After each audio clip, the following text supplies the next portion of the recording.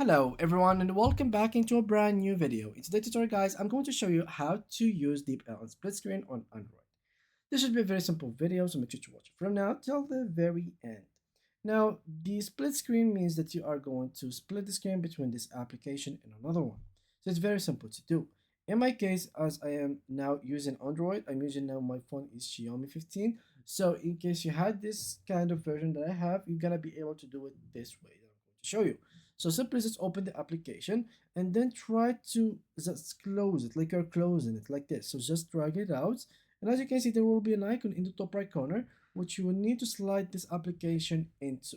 So once you do that, you will have the application in this interface. So simply just click on these three dots in the top, and there you will find many options. So you can split it in two methods. You can have it in the bottom or have it in the top. So it's completely up to you to choose how you want it to be. As you can see, it is now in the bottom. So you can just drag it from the bottom to the top, or I can do it the vice versa. So I'm gonna do this. Here we go. I'm gonna split my screen, and here now it is in the top. So as you can see here. So yeah, this is a method that you could try in the recent Android devices with the latest Android versions. So it's very cool. It's very easy to notice, and it's very practical.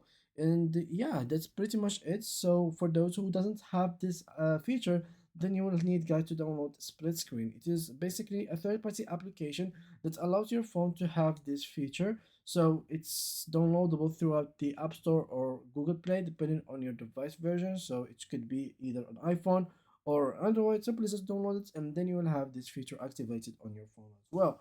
So yeah guys, this is basically it for today's video guys. Make sure to drop a like, subscribe, and leave us a beautiful comment, and see you guys in the next upcoming video.